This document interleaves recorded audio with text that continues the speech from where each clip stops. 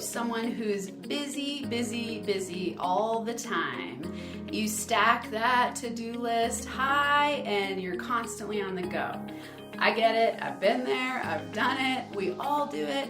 And I want you today to consider if being busy is a hiding spot for you. That's what we're going to talk about, so stay tuned. If it's your first time here, I'm Dr. Amanda Barrientez. I'm the founder of NFA Coaching and the host of this podcast, Max Potential Habits. Every week I bring you tips, tools, and inspirational interviews to help you max your potential in life and business by optimizing your habits. Today, I typically write out a few ideas for these videos and podcasts, and I follow, so it's not a script, but I write down a few ideas and thoughts, and I go with action steps. And I was sitting here doing my meditation. I always do a little meditation before and think, what do my listeners need to hear today? What am I inspired to share today? And what came up for me is this idea of busyness. I've had some huge shifts in my life lately, and one of them has been recognizing how I've used being busy as a way to hide my heart and my desire to connect. I've connected a lot with people in my business, of course. As a coach, that's something that I do all the time, and I do it every day, but it's very different than connecting on a level with people in your daily life. And several podcasts ago, you all know that I had a breakup, and it's caused a lot of shifts in my reality, and it's been such a beautiful gift for me to slow down and go inward and really question how to do a business that will last long term, how to build a business that will last long term, how to create holistic goals. I know last week the topic was the NFA goal achievement formula, and it gave you a really different perspective on how to approach goals from a different direction, from a holistic goal perspective, looking at vision and why. And I actually have it over here, disappearing from the camera. It was desire, belief, vision, visualization, and strategic action. In this, something that I've been doing to really shift from this force to build my business into a position of power. So thinking about the difference between power versus force and busyness. So I think what people tend to do is we are scared. We don't always know how to build our business. We don't always know the right strategies, we don't know the steps, but we have these beautiful ideas, and we want to change the world through our business, and we want to connect with people, we want to make money, we want to support our family, maybe we want to be our own boss and leave a job that we don't like, that we're not inspired by, or just one that's not as fulfilling as we know it would be to work for ourselves. And in that, we get a to-do list that's a mile long, and it can have us disconnecting from our heart space. And I've heard there's an entrepreneur, I think she calls herself the Heartrepreneur, and it was about a year ago that I ran into her, and I thought, that's such a cool concept to think about. How can you build your business from a place that's heart-centered and not fill up your day with busy work just to feel like you're being productive?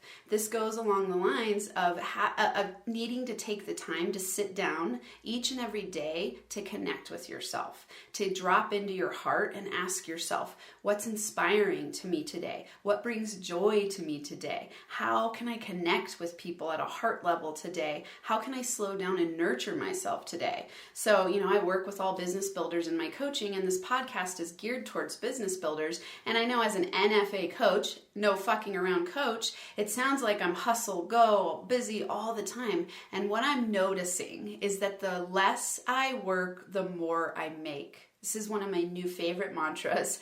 The less I work, the more I make. And it's not that I'm not working. When you're in a startup, you gotta hustle. I grapple with this I've had this conversation with a lot of entrepreneurs, a lot of coaches, where it's like, you got to work your ass off during the startup phase of a business. I agree. If you want to get your business off the ground fast and you want to transition out of a job, or you want to make money fast, I built 2019 was my first full year in business, and I broke 6 figures.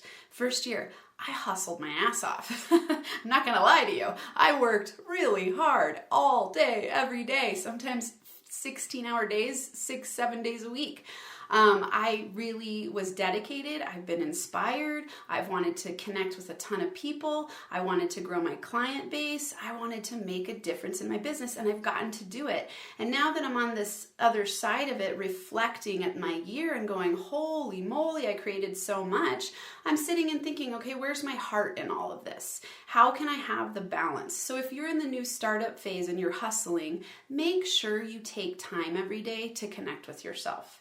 This can look like drinking a cup of coffee or tea in the morning and just slowing down for 10 minutes to check in with yourself. I have a really incredible business mindset meditation kit. I'll put a link in the show notes or by whatever platform you're watching this on or listening to this on. There'll be a link for it.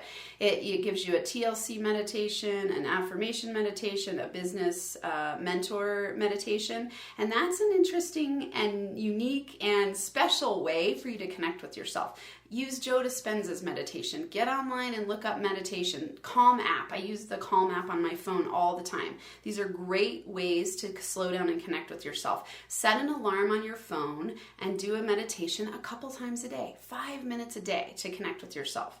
Do some journaling to connect with yourself. Take a 5-minute walk around the block if you work from home. Slow down and write a gratitude list, and do a gratitude list for yourself. Think of all of the things that you've done over the last year and write down a gratitude list and go, I am awesome. Take time to celebrate yourself. If you take time to celebrate yourself, you're giving yourself a positive association with powerful work that you've done over the year, impactful work that you've done over the year.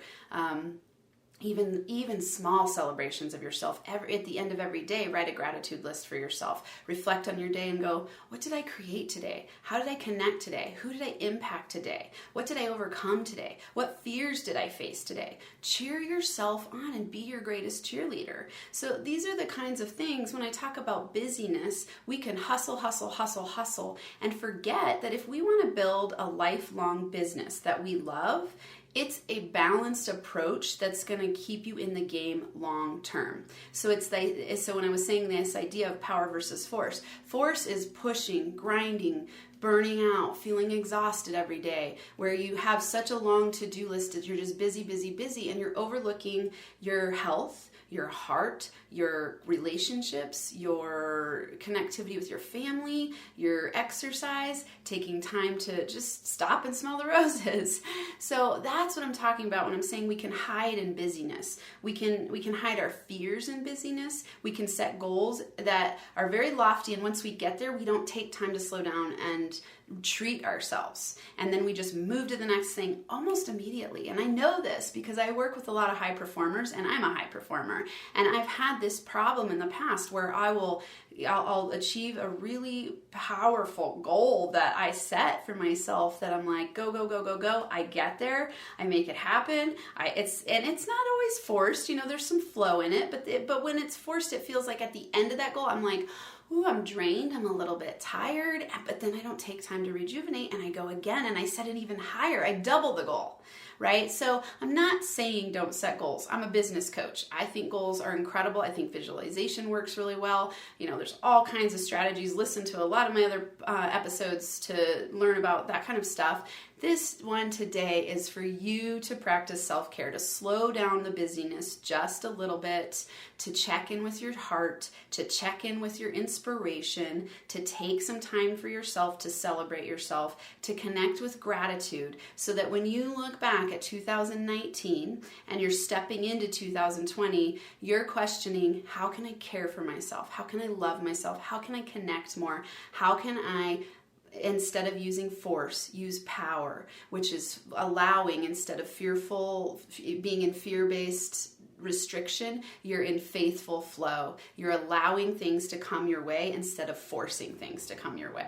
So that's my message for you today. I hope you have an incredible day where you thrive and feel alive. And if you're liking what you're listening to, please leave a written review, rate the podcast, and subscribe to the channel. It really helps me reach more people. I'm so glad you're here. I'm grateful for you, and I will see you next week.